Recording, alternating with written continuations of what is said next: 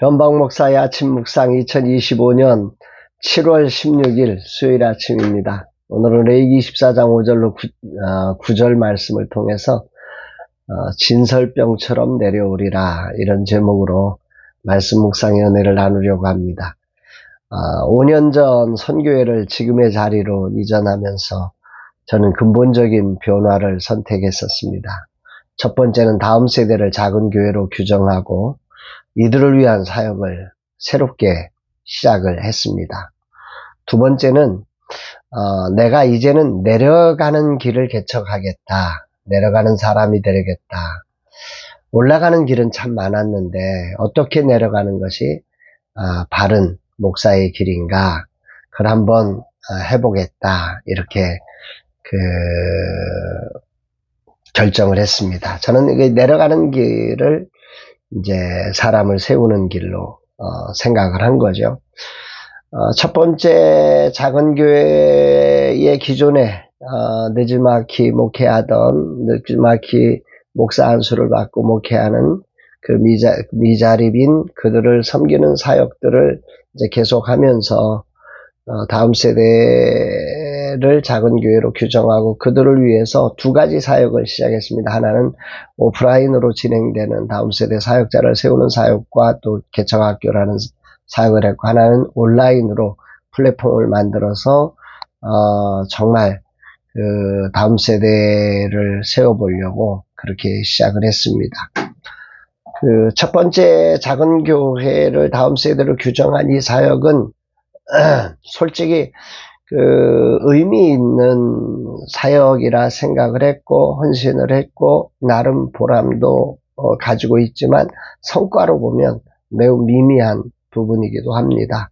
온라인 플랫폼 같은 경우는 5년 동안 정말 힘겨운 시간들을 보내다가 이제 겨우 희망이라는 단어를 조금 보고 있는 그런 시점입니다.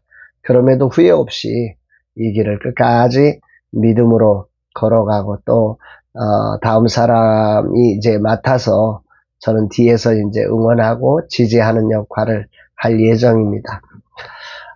그런데 두 번째 저의 이제 중요한 사역이었던 내려가는 길을 개척해가는 일, 내려가면서 이제 사람을 세워가는 일. 이것은 솔직히 생각보다 그렇게 어렵지 않으리라 생각을 했는데 상상 이상으로 쉽지 않았습니다. 전면에 서서 사역할 때 느끼던 보람, 영광, 희열 이런 것들을 내가 가져갈 수 없는 상황에서 이 길을 5년이라는 시간을 이렇게 묵묵히 걸어내기가 솔직히 많이 힘들었고요. 기쁨과 보람을 잃어버리고 방황했던 순간도 많았고 또 후회도 했고 때로는 외면된 상황에서 다시 돌이키고 싶은 인간적인 마음을 잠재우느라 힘겨운 싸움을 싸우기도 했습니다. 내일의 소망을 위해 오늘을 내려놓는 아픔의 대가가 사실 상상 이상으로 컸습니다. 은퇴라는 것이 그렇게 쉬운 것이 아니었다. 내려가는 길을 만든다는 게 쉬운 게 아니었다. 이런 생각을 해봅니다. 나란 존재의 상실감이 무엇을 해도 열정을 솟구치게 하지 못하고 나를 침체의 늪에서 허덕이게 했습니다. 내려놓음이란 자리가 아름다운 말이지만 당사자에겐 치명적인 사망선언일 수 있다는 사실을 이제는 깨닫습니다. 왜 그렇게 내려오지 못하는지 사람들이 말입니다. 그런 그분들의 심정을 충분히 이해하고 또 그분들의 그런 태도를 존중할 수 있을 것 같습니다. 저도 내 힘으로는 할 수 없었습니다. 너무 힘들었지만 하나님의 은혜로 포기하지 않았고 그렇게 달려온 길을 이제 구체적으로 결정했고 이제 그 결정대로 이제 1년이라는 시간 동안 내려가면 이제 저는 은퇴를 하게 되었습니다. 어제 한 분이 이렇게 말했습니다. 목사님, 소중한 분들이 세워졌으니 보람을 가지셔도 됩니다. 실패만 했고 나란 존재의 무너짐을 겪었고 손해만 본 것 같았는데 그 사이에 사람이 세워졌다는 이 말이 내겐 매우 큰 격려가 되었습니다. 오늘 아침에 부른 이 찬양의 고백이 하나님께 올려드리는 저의 진정한 찬양이 되었습니다. 우리 주는 위대하며 능력이 많으시도다. 그의 지혜 무궁하며 인자는 영원하도다. 비준비하시니라는 찬양의 30부분의 찬양인데 저는 이 부분이 오늘 저의 고백이 되었습니다.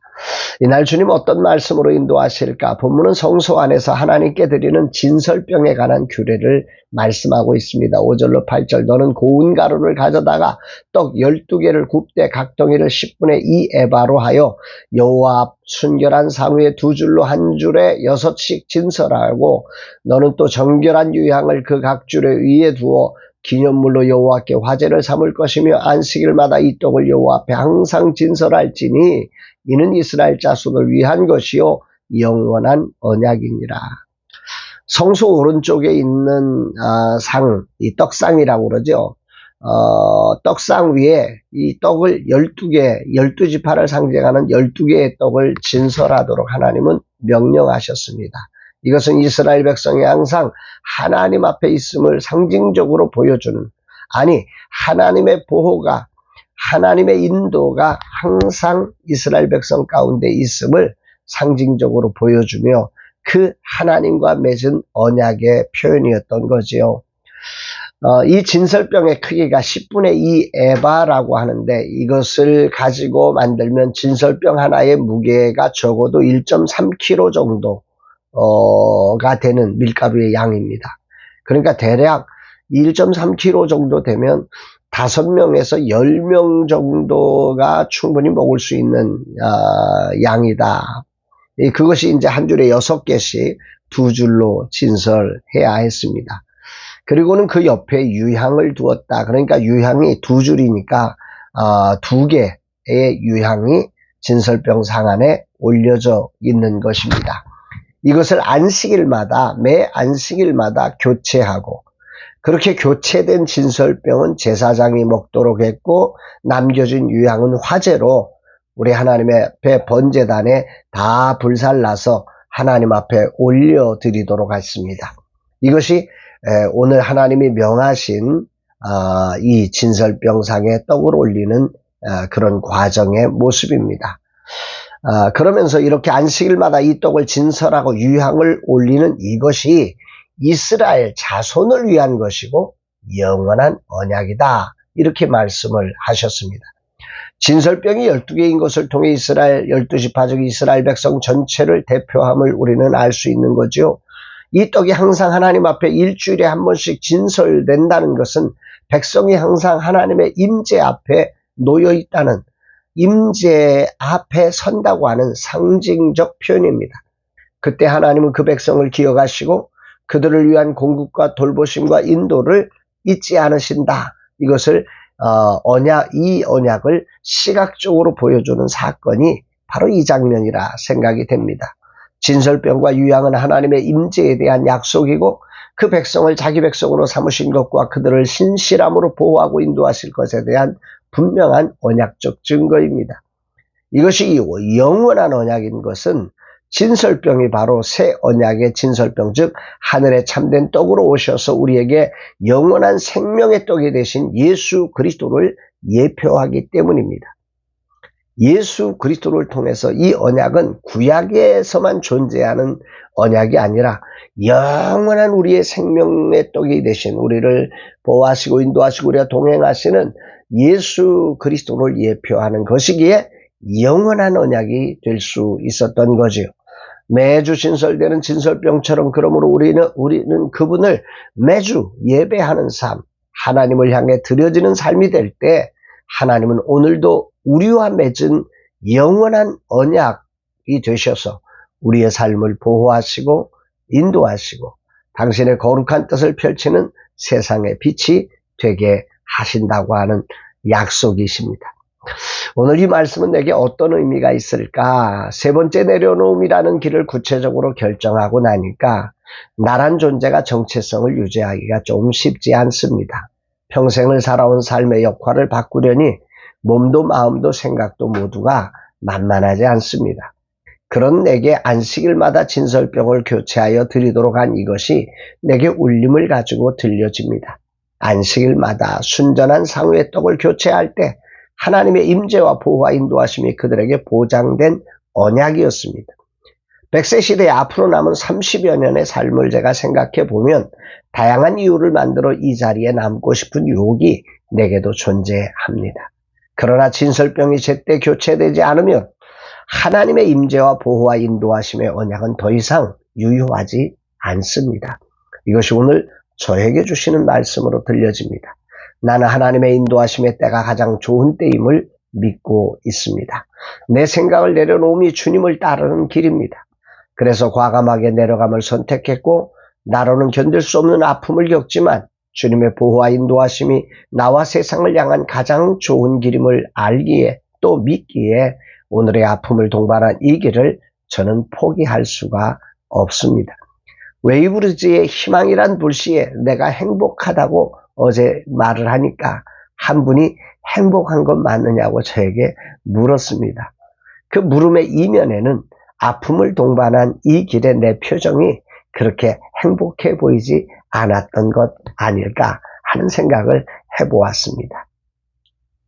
솔직한 숨길 수 없는 저의 모습이 아니었을까 생각해 봅니다. 그러나 저는 하늘의 밀이 땅에 떨어져 죽음으로 많은 열매를 맺는다는 말씀을 믿고 전했던 그런 목사입니다. 그렇게 그 말씀을 듣고 많은 믿음의 성도들이 하늘의 밀알처럼 이 땅에서 썩어져 가는 삶에 순종하고 살아내셨습니다. 내가 전했던 그 복음, 그 십자가의 길을 이제는 내가 걸어야 할 시간이 왔습니다. 그렇게 나도 하늘의 밀알처럼 썩어져야 마땅할 것입니다. 유향은 번제단의 화자로 태워지고 진설병은 제사장을 세우는 식량으로 그렇게 사라지는 것이 진정 하나님께 드려진 인생이 아닐까요? 오늘 말씀을 그렇게 묵상하며 내 인생도 하나님께 드려진 진설병처럼 주님의 때에 교체되어 내려가리라 다짐을 확고히 하게 됩니다. 주님 받아 주옵소서. 오직 주님의 뜻만을 이루소서. 나를 화제로 하늘의 밀알로 주님께 드립니다. 고백합니다. 사랑하는 여러분, 여러분들은 오늘 어떠십니까? 우리가 하나님 앞에 진설병으로 드려진 떡처럼 정말 우리의 임무와 사명 그리고 하나님의 뜻이 완성되었을 때 하나님이 우리에게 내려가라 명할 때 그렇게 기쁨으로 하나님의 뜻에 따라 내려가는 것, 그것이 진정한 하나님의 인도와 보호와 그리고 하나님의 동행을 유지하게 하는 유일한 길이라는 사실을 기억하면서 우리의 삶 어떤 환경에서든지 하나님의 뜻에 따라 우리를 드릴 수 있는, 그래서 하나님 앞에 진설된 떡의 진정한 가치가 그렇게 내려와 제사장들을 세우고 그 유향이 번제단에 불태워지며 하나님께 드려지듯 우리의 삶이 진정한 드려짐은 바로 그 자리에 있는 것임을 기억하면서 사랑하는 여러분, 그런 복된 믿음의 결단을 가진 정말 진설될 때의 아름다움도 하나님 앞에 하나님의 명을 따라 진설되듯이 내려올 때도 하나님의 뜻을 따라 그렇게 내려올 수 있는, 그래서 정말 세상을 아름답게 만들어가는 하나님의 거룩한 사신으로서의 삶 우리 모두가 살아내기를 주의 이름으로 축복합니다. 사랑합니다, 여러분.